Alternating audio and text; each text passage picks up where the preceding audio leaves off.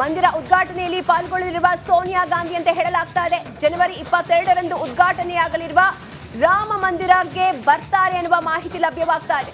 ಉದ್ಘಾಟನಾ ಕಾರ್ಯಕ್ರಮದಲ್ಲಿ ಸೋನಿಯಾ ಭಾಗಿಯಾಗುವ ಸಾಧ್ಯತೆ ಹೆಚ್ಚಾಗ್ತಾ ಇದೆ.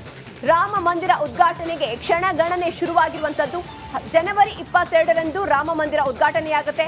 ಈ ಒಂದು ರಾಮ ಮಂದಿರ ಉದ್ಘಾಟನೆಗೆ ಸೋನಿಯಾ ಗಾಂಧಿ ಬರ್ತಾರೆ ಅಂತ ಹೇಳಲಾಗ್ತಾ ಇದೆ. ಮಂದಿರ ಉದ್ಘಾಟನೆಯಲ್ಲಿ ಸೋನಿಯಾ ಗಾಂಧಿ ಪಾಲ್ಗೊಳ್ಳಲಿದ್ದಾರೆ ಎನ್ನುವ ಮಾಹಿತಿ ಲಭ್ಯವಾಗ್ತಾ ಇರುವಂತದ್ದು.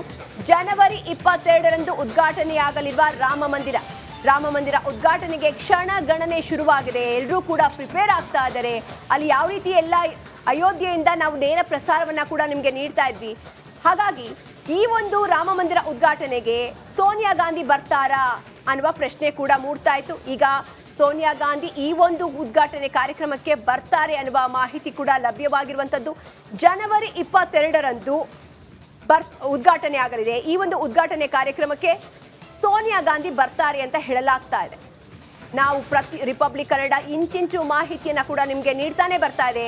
ಕಳೆದ 3-4 ದಿನಗಳಿಂದ ರಾಮ ಮಂದಿರದ ಸುತ್ತಮುತ್ತ ಯಾವ ರೀತಿ ಅಭಿವೃದ್ಧಿ ಆಗಿದೆ, ಯಾವ ರೀತಿ ಮಾಹಿತಿ ಇದೆ, ಎಲ್ಲವನ್ನ ಕೂಡ ಅಪ್ಡೇಟ್ ಆಗಿ ನಾವು ನೀಡ್ತಾನೆ ಇದ್ದೀವಿ.